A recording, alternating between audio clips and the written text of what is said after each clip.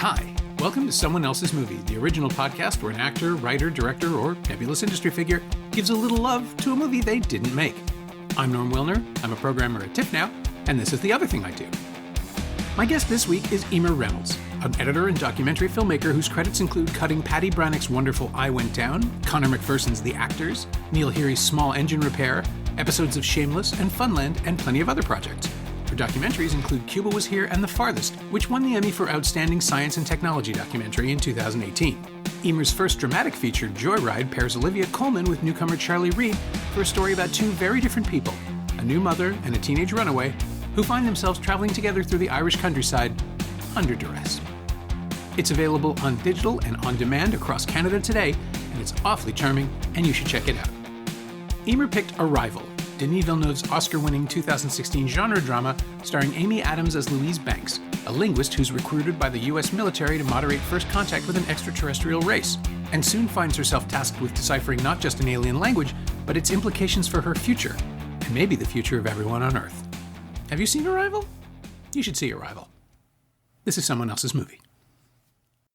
I have a huge love for science fiction. My background is in physics and love science fiction movies and novels.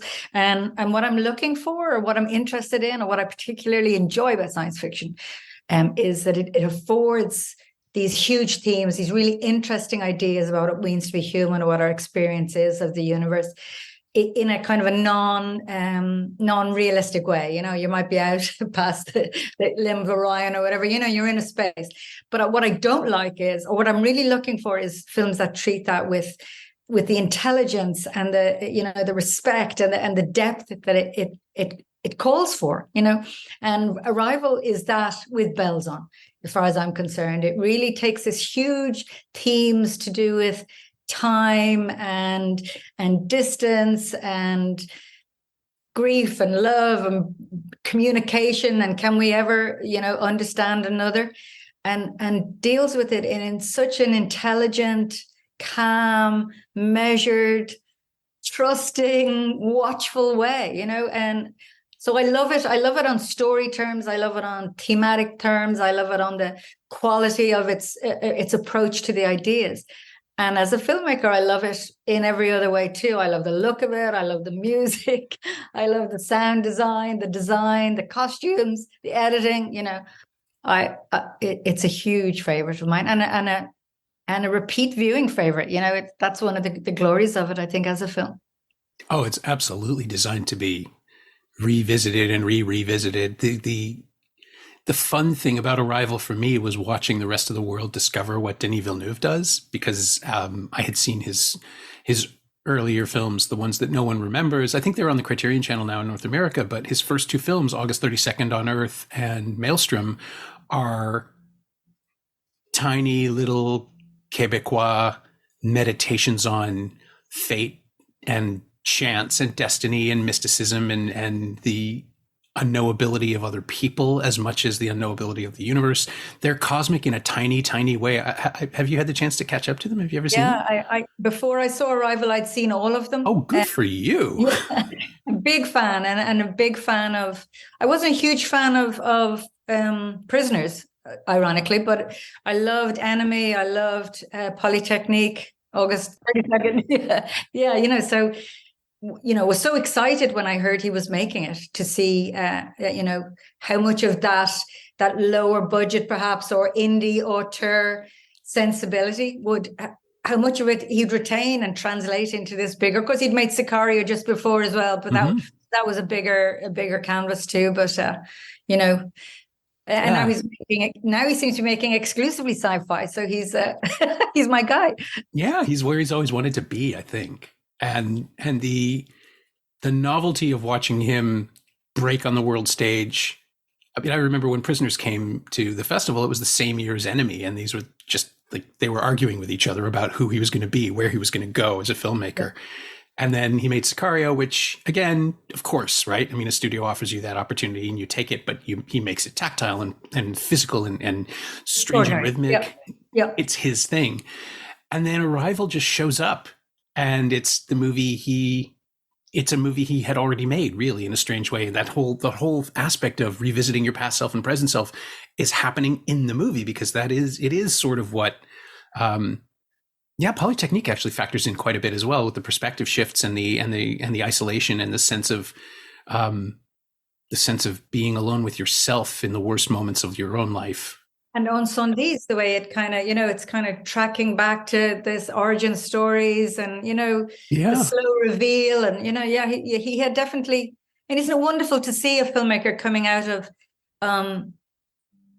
having found a voice early and doing it. Maybe I'm assuming much smaller budgets, but so I've made that assumption, but I certainly think 32nd of August was quite low budget. But to have established a tone and a voice and clearly the sort of way you were going to try to figure things out going forward, and then to see it just blossoming and increasing, and it was a joy to see it. And I couldn't think of anyone better. And it's really interesting as well to see if you've read the short story that Arrival's based on, there were other ways that they could have gone. They could have really dug into the minutiae of the language, the way the short story does, and the different types of understanding of language.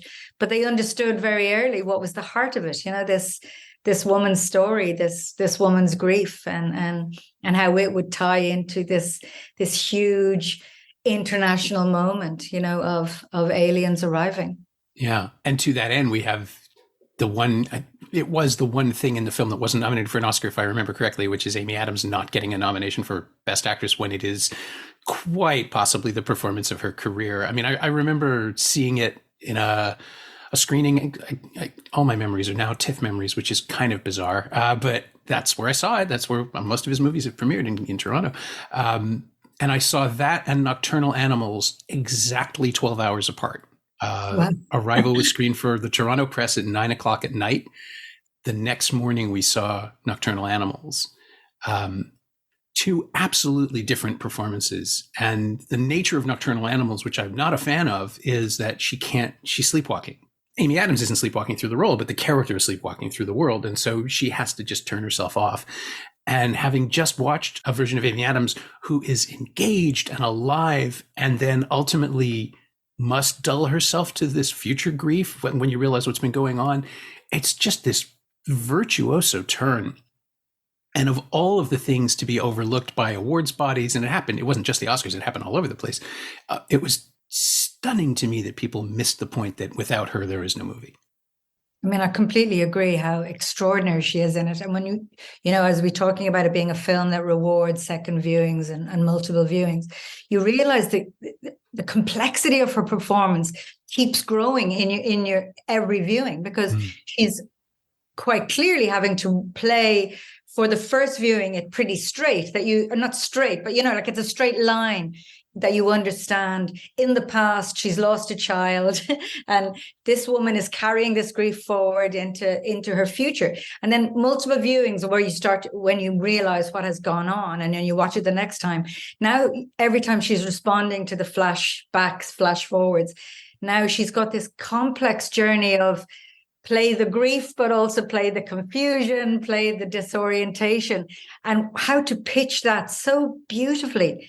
Not overdo it and to have a lot of delicacy and repeat, like it's all the coded messages in the film about repetition. Mm-hmm. She's obviously in a repeat mode where she's endlessly remembering the future, but not understanding the future. And, she's in a cycle. And she gives me that feeling of vertigo or disorientation purely in her face, or the way her shoulders move, or they shoot the side of her face. It's all, you're correct, it's all to do with her. She holds the center. Yeah, it's even more amazing when you learn. I mean, it wasn't shot in sequence. So few films are, but I was positive it must have been, because otherwise you would lose your mind. I don't know how you anchor yourself. And I've actually had the chance to talk to Denis once or twice since about that film and that shoot, and he just said there was just no way. It wasn't. There's no possibility. We wanted to. They wanted to, but with all the effects and all the green screen work, it just wasn't feasible. I think he said, I'm sure he was kidding, but I think he said it would have killed her if they tried. Which is not a good look. No, Not a like good just look for a movie. going back and forth with decontamination scenes and then calm scenes, and then it wouldn't have been possible. But I love the idea that he thought about it. That there might have been a chance, because his way of shooting has always been to just do whatever the story demands. And in this case, you have a story that has to be almost wrestled into shape by the audience. It's up to us to interpret it. And if we can't follow it, he loses. So he has to bring us on side narratively in ways that are unobtrusive, don't take away from the wonder of what is actually happening, which is that this is a movie about first contact with aliens, even though it's not their first contact with us, which again, I love. Mm-hmm. And to create something that is, believable, but coherent and intelligible to us as well. Not just emotionally, but narratively.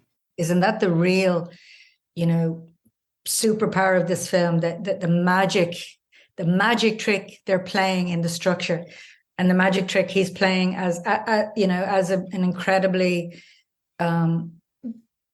accomplished director, and obviously with his editor and his team, that they understood what a tightrope they were walking in terms of the drip of information and how much was too much or too little, to keep the mystery and the tension, to know when I might start to unravel it a tiny bit, and just to give me enough to confuse me, but then to, switcheroo back to the aliens and continue this, this metronomic drip over the course of, and I realized, and I hadn't realized it until I watched it again the other night before talking to you, that the first flashback after the first sequence, which is the Max Richter moment, and then they go into the proper science fiction meeting aliens film in the future, allegedly.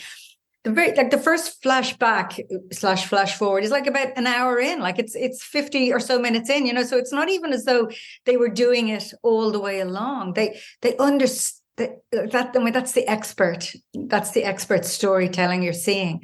I remember sitting, and it's many, many, many years ago now, I sat beside Thelma Schumacher at an event once, the editor, Thelma Schumacher, and she said, all we talked about was how you stay fresh when you're making a film to what the audience know or don't know. You start watching it over and over again as you're shooting it and writing it and editing it and all that. How do you keep knowing what they yet don't know, or what you want them to not know, or how you risk what they might know, or and we were talking about that for hours, because it's really, really, this is a film that does it so magnificently. And not only does it so magnificently for your first screening, gives you another layer or 12 the next time, and then the next time again, so they're working at an incredibly impressive level in terms of storytelling, aren't they, in terms of structure?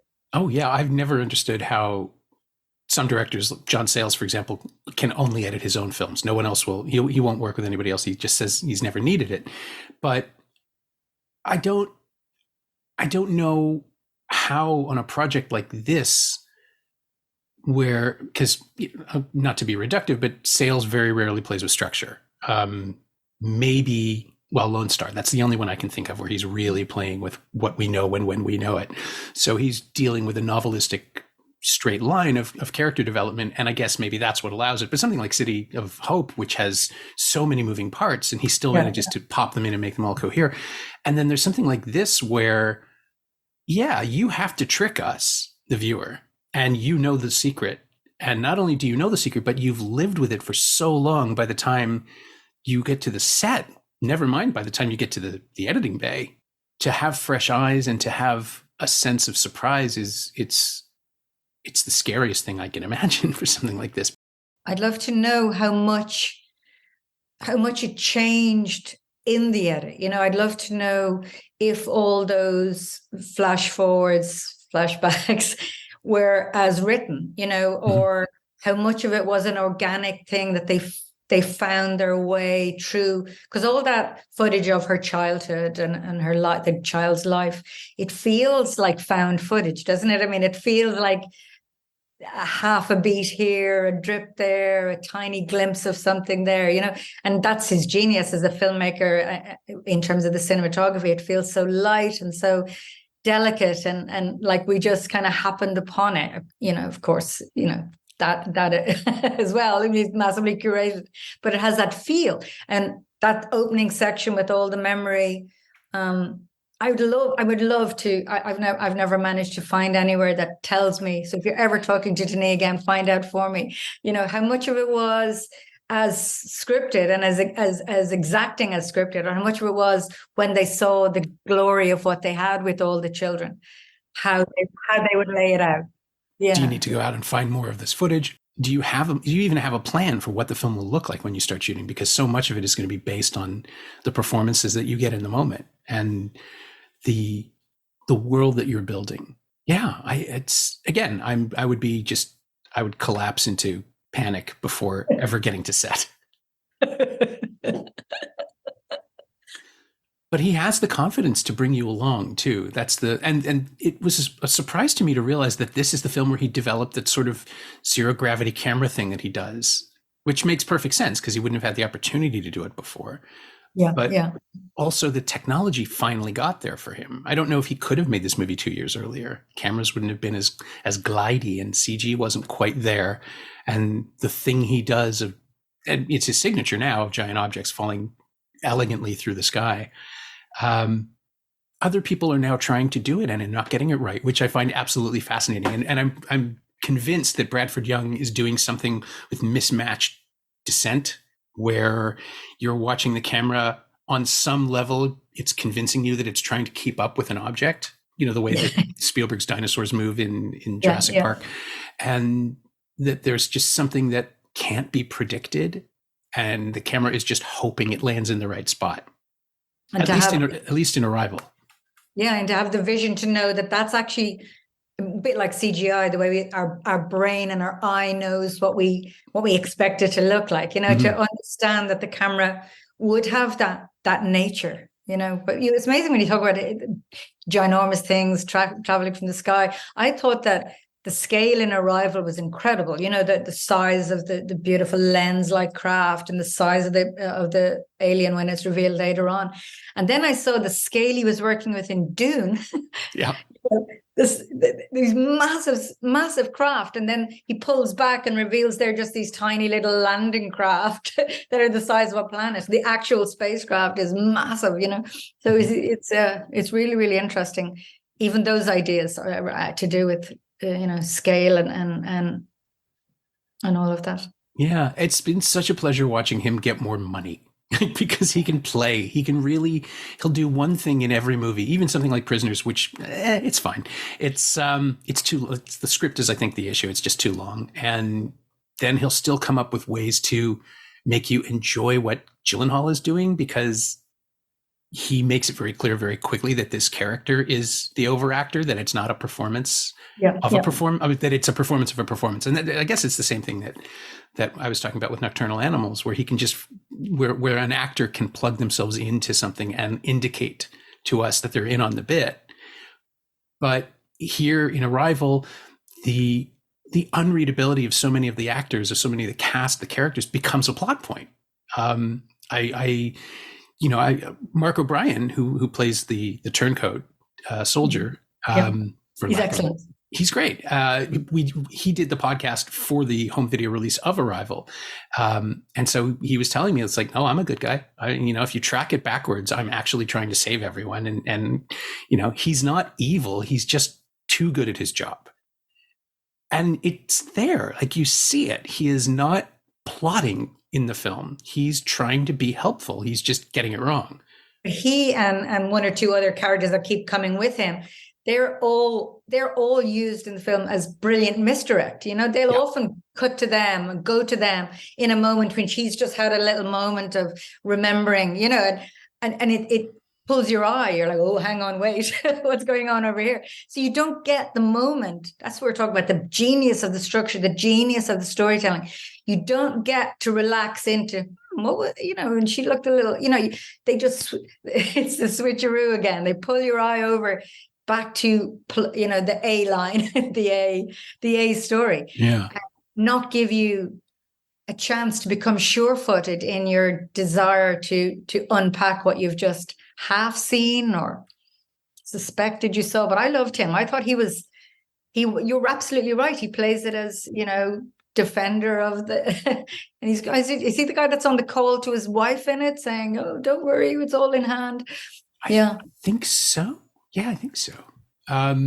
It's the other thing too, is the sense that, especially now, I mean, it's impossible to imagine that this movie was made before Trump, but what America has become in that interval really does, like, of course there would be nativists. Of course there would be people in the military who don't want this to happen and do think that they're doing the right thing by, keeping America for humans or whatever it is that they're trying to do.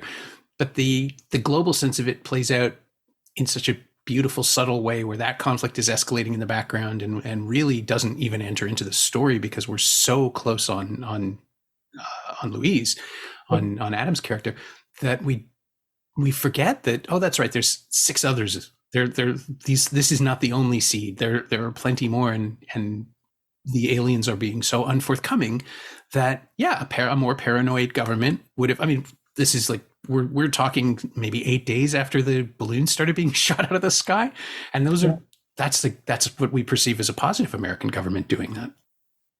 I mean, I think there's one scene where she says something like, what could they're talking about, they're shutting all the sites down or whatever, and she's going, this is really important. She said, what could be more important than this? And then somebody walks in and says, oh, Colonel, the Secretary of State, or sort of like the president or something is on the line, and it's one of those big clanger moments. You're like, oh yeah, so there's multiple layers of diplomacy or otherwise going on here, and she's just a little nub at the bottom of it. But by then in the film, in terms of the magic act, you're also now starting to all the complex conversations about how would we communicate with aliens and all these layers, the truly alienness of what is being created, the way they live in this vapor, the way they're kind of like, they look like whales or spiders, or you don't know the size of them, you don't understand gravity, the craft is made maybe from rock or something, like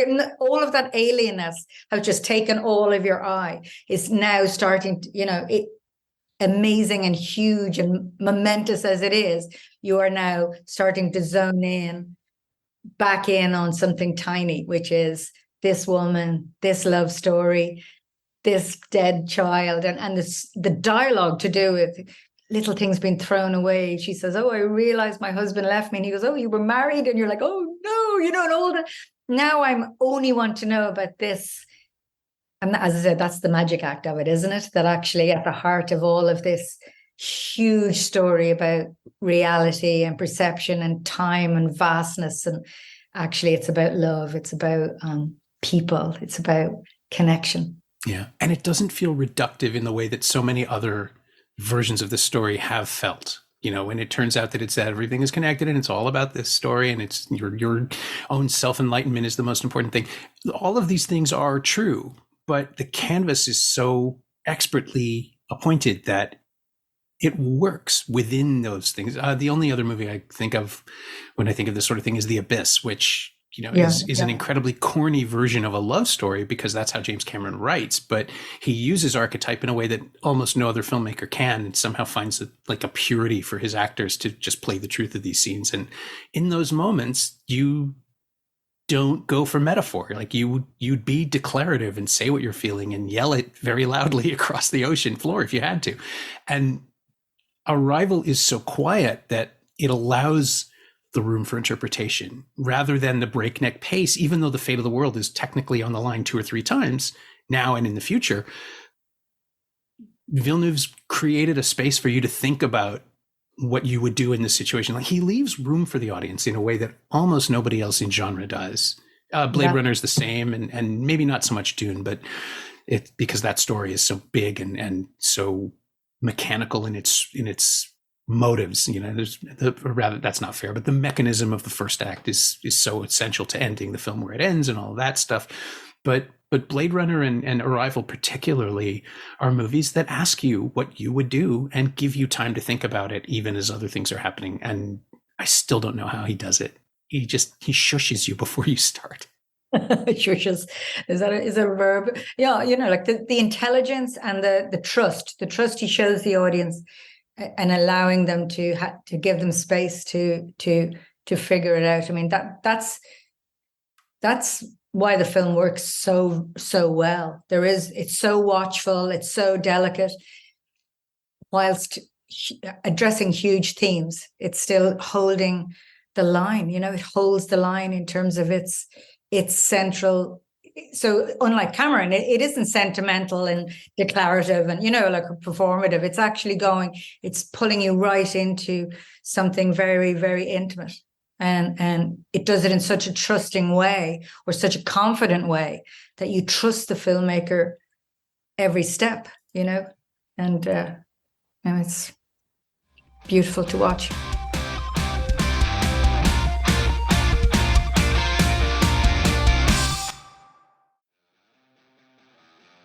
Hey, it's Norm, interrupting my own show to bring you up to speed on Shiny Things, my twice-weekly newsletter about physical media, culture, and the odd streaming project.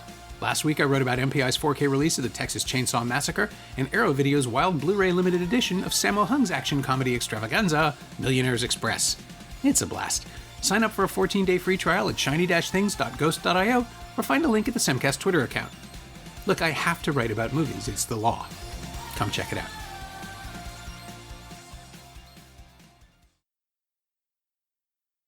Let's talk about the linguistics. As someone with a scientific background, how did this strike you? How do you feel it handles the idea of an unknowable language? I thought, I think it handles it visually really incredibly. The circles and the hieroglyphs, this coded symbolism to do with time, and how they can create a sentence back to front, or from all at once. I thought it was really, really interesting, because unlike the short story, it went more visual on it. It gave you a chance to. It didn't ask you to understand it. It just asked you to understand that every time these symbols appear, more information is being understood. So I thought, in a really nice way. Although I love films that also go, deep dive into kind of complex science, or have that. I really like that it gave me, and I think Forrest Whitaker's character in the film even says it at some point. He talks about, this is kind of grade school linguistics, it's like you're teaching a child how to speak English, and she's going, well, yeah. So I thought they handle that really, really well without talking down to us. They gave us a little of the simplistic, and then they kind of leaped ahead. And I thought I can't find any fault in any department. I'm a fan.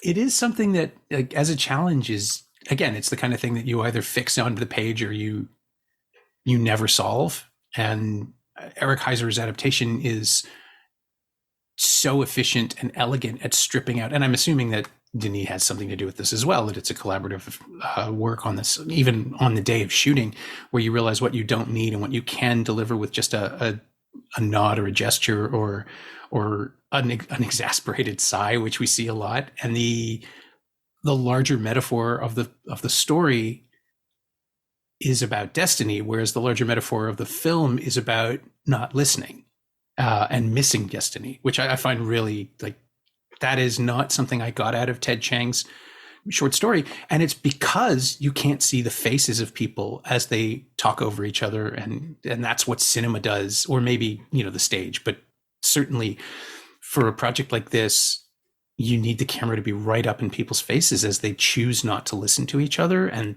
that is so fascinating. The only other science fiction movie that I can think of that's attempted something like this is probably Close Encounters.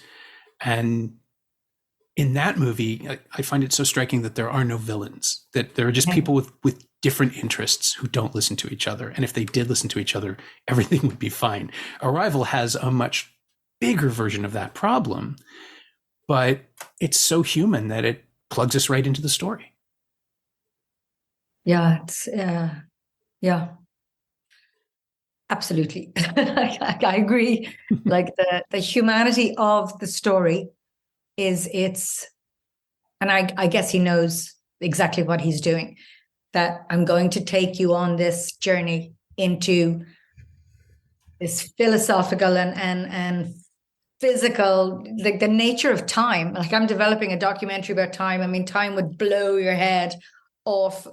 Like nothing about time makes any sense. He's wading right in to this idea around time, that our understanding of time as a linear past, present, future, that it's all wrong and meaningless and is only something literally limited because of our local limitations and our bodies and our, our experiences, that, that if you could be somebody else, if you could be in a different galaxy, in a different universe, that your understanding of time might be completely different. And it's also true. And, but to have taken all those huge ideas and yet to make it just about the personal, I think that's an incredible thing to do, and why the film works on so many levels, like as an intellectual, as somebody, something that's arguing big ideas around grief, about communication, about aliens and communication, all that, and yet also in a non-sentimental way, continually asking you what it means to be human, and what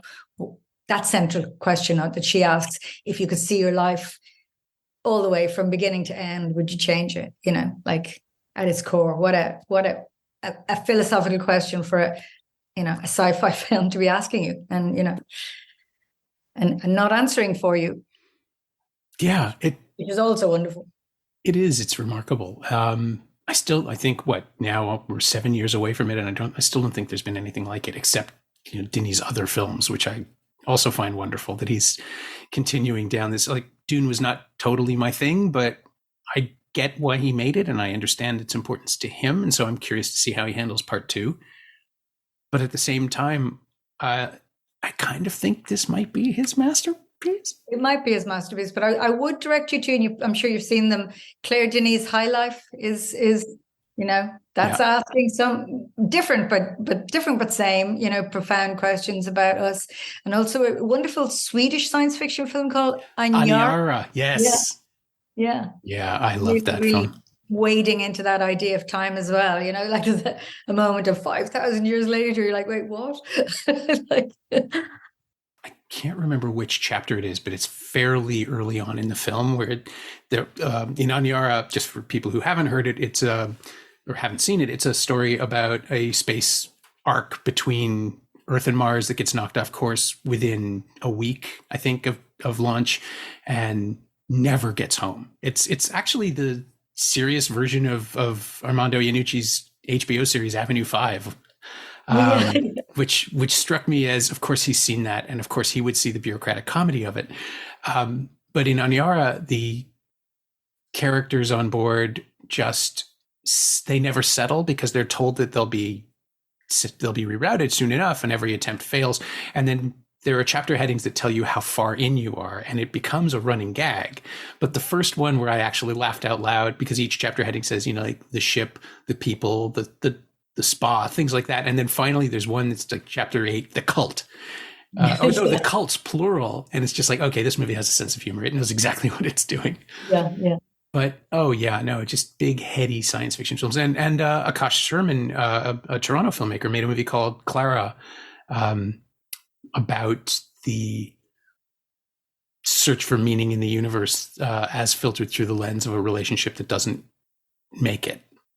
It followed Arrival by a couple of years. 2018. We're all looking for the same thing as an audience, which I find fascinating. We all want meaning from cinema, and we all want hope from science fiction. Even the most disaster-based monster rampage movies generally end with people making it through, or, dying with grace, like Cloverfield, which is still one of my favorite examples. Spoilers. But Arrival. Wasn't it wonderful, though? Wasn't it wonderful to be watching science fiction that wasn't just leaning in and digging deep into those tropes of alien invasion and militarized, that actually had all those ideas. It wasn't cowboys and Indians in space. It had those ideas, but they were background to what the central core was. I'm any science fiction that allows me room and respect and treats me like an intelligent person who's capable of understanding a lot of nuance gets my vote, and it does it every frame. Yeah. I wanted to, before we pivot to your own work, because I see one weird connection that I really want to explore. We haven't even mentioned Jeremy Renner, which is, it seems unfair because he's kind of been doofusy the last few years. I don't know how else to explain it. We go with that.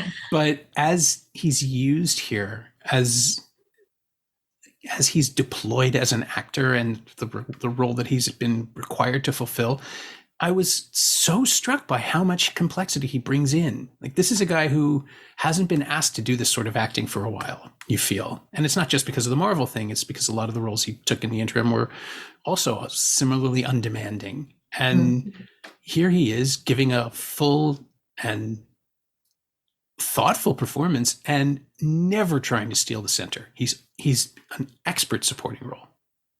And you're absolutely right, not trying to overcome her, and playing the wife, the girlfriend, the kind of the B-roll, but playing it like such an ordinary guy, obviously with a brain the size of Ireland, but actually being prepared to just be the guy in the t-shirt that's, just like it's really, and I hope he's doing well now. I know he was injured recently, but, in the Hurt Locker, like, he had such complexity and such depth, and it is wonderful to see, will be wonderful to see all the depth he'll have in roles in the future. Oh yeah, I'm sure he's going to bounce back. He's already, Instagramming to his fans and letting people know he's recovering. But it is such a, it's the kind of role where, or it's not the kind of role, it's the kind of studio picture where for a minute I was just worried that he was the compromise, that, fine, we'll do it we'll take Renner, he's a name.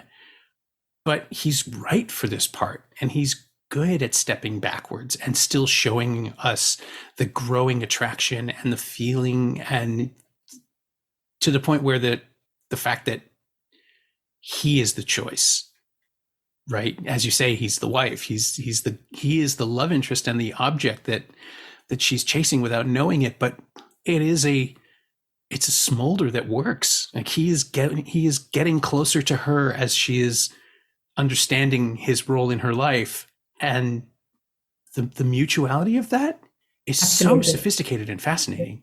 Absolutely. And it's part of the magic trick as well, that he's almost not somebody we see until he's kind of drifts right in front of us, and then this gorgeous moment when we're back with the baby and it pans up to his face and you're like, oh, it's him. And then Amy Adams in the film turns to him. It's almost like that was the first time it had been revealed to her that he was the guy, and it's this beautiful love story that's woven so delicately and so intelligently, and he's the perfect face for it because he's absolutely gorgeous looking, and yet he could be just every other guy as well. He can, in fact, Amy Adams has that quality as well, isn't she? Really, like, she can be every woman and superstar. When you see her in that ball gown at the incredible ball at the end, she's so beautiful and incredibly beautiful and elegant, and yet, you can see her as someone who would. Yeah, and she also just looks like your friend or somebody who comes out of their house wearing sweatpants and a t-shirt and is just ordinary. So he had that magic trick too, that he grew as the film went on, both in his performance and in how the camera started leaning towards him. Yeah. Yeah. Oh, it's amazing. The next time I run into Villeneuve, I will just make him do this. We'll talk about his own film. I'll make an exception for both of us. And the children performances in the film as well are incredible. I don't know how many kids they had, but they had about 3 or 4 ages of that child. I thought they were stunning. Having directed a young child or a young boy recently, I'm in awe of it's a challenge, in a really great way. If there's a risk, you're rolling a huge dice with a child. And I thought the performances of all those little girls were stunning as well. Yeah. And that's kind of the hook that I was going to use to get to Joyride, because there is something resonant between the two films in two ways now that I think about it. One is that the entire movie is about the possibility of a future that isn't the future that Joy planned for herself.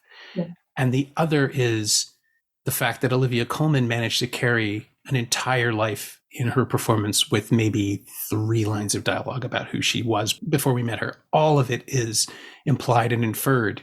And how do you do that? How do you manage that in a film that is ultimately sort of a breakneck comic road trip / chase movie, that you have this clear other goal that is slowly revealed to us over the course of the film and hidden in plain sight? When did you know you could do that? Like the script obviously had that, you're right. It's a feel good, big hearted road movie, and you're having a lot of fun, and, they're foul mouthed, bickering away, like all great comedy duo, like all road movie duos, mismatched, and they don't want to be together. So the film is doing, that's the A line, that's the straightforward going through. But obviously it has this huge heart and this complex story to do with childhood and to do with self-love. And Olivia's character has this, she's been bequeathed all this self-loathing out of a damaged childhood. So it's all in there. And as the film kind of, rolls along, that stuff is bubbling up. And that was in the script. And I always quoted the famous Seamus Heaney poem about, it's a beautiful poem called Postscript, which is about, go out to the west of Ireland where the buffeting winds might catch your heart and blow it open, and it was kind of along that idea of,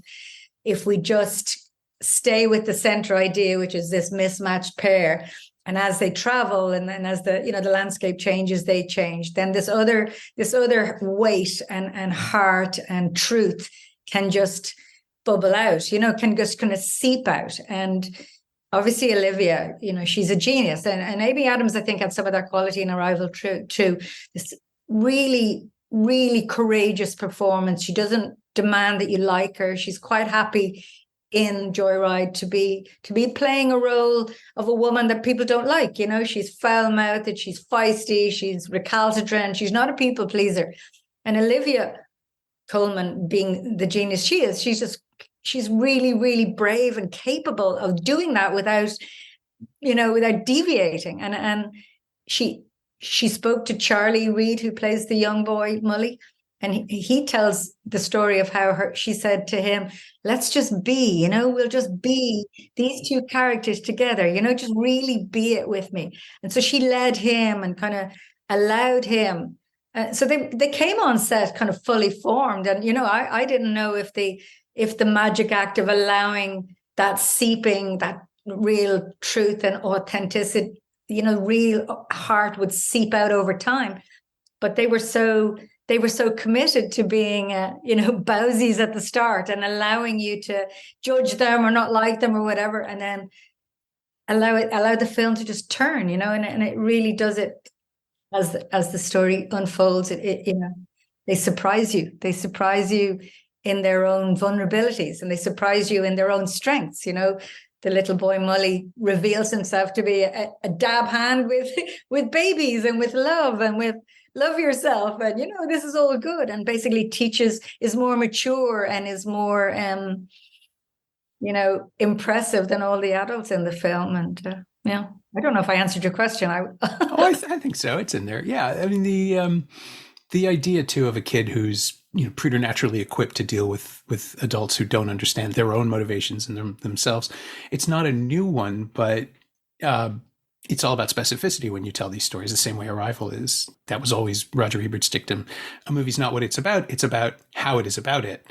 Yes. And it's always been kind of first and foremost in my mind as an audience member, as a viewer, and a film critic, to plug in to someone or something or a vision. And if the movie can tell me very early on that it knows what it's doing, I'm on board. And in both cases, like Arrival starts with the end of the world and Joyride starts with the end of Molly's world. Really, he's learning finally that he can't trust his father and has to get out on his own, and then meets this other person who desperately needs his help, even though she refuses to acknowledge it. And I'm still not sure if I'm talking about Joy or her baby in this case. But quite right. Yeah, it's a journey of discovery, which is the thing you never want to see in a pitch document. But if a movie isn't about that, then why are we even there? And of course, road movies, although Alva Keoghan, the writer, claims it's not a road movie, but, I think it is. They're in a car the whole time. You'll have to have her on and quiz her about that. But, I said, like all road movies, we know the rules, and there's great self-fulfilling prophecy joy to do with, we know how it's supposed to play out, and when it does, we're heartened by that. We're thrilled that we understood the rules, and we don't mind them breaking the rules as well. So we've got a lot of space for and that idea of they need each other, they don't want to be together, and yet they, through each other, they find the family, the hope, the healing that they needed. It's so rewarding, isn't it? It's so rewarding because that's one of your 7 big stories, like that. That's what we love. That's what we want in a non-cynical, non-sentimental, not pulling out all my heartstrings in a cynical way, which the film definitely doesn't do. I hope. No, I mean, there is nothing wrong with giving an audience the thing you said you were going to give them, as long as you do it, in a way that makes sense for the story and doesn't pander, I guess is the only way I would frame it. And this, I can't possibly conceive that there is an answer to this that works, but I have to ask, because it's the question that we always go out on. Is there anything of Arrival that you have borrowed or lifted or outright stolen anything from Arrival? And while I can't see it for Joyride, I'm really curious about this documentary about time. Yeah, I certainly in my documentary with time, and also I'm deep in development, hoping to shoot my next film later this year or early next year. And Arrival is definitely a touchstone, both visually, in terms of the light and the delicacy and the colors. There's such an incredible visual tone to it that I absolutely love. But also, and most specifically, in terms of both my films that I'm hoping to do this year, that they, in terms of the intelligence, the trust towards the audience, the watchful, deliberate delicacy, and not rushing it and not losing your way or your cool, allowing the audience to have space to figure it out. That's what I would want to rip off if I could, and reproduce, but in a tiny way. I would love to. My thanks to Emer Reynolds, whose charming first feature Joyride is now available on digital and on demand in Canada and the US, and pretty much everywhere else. It's also streaming on Paramount Plus in Ireland and the UK. Thanks also to Angie Power. She knows what she did.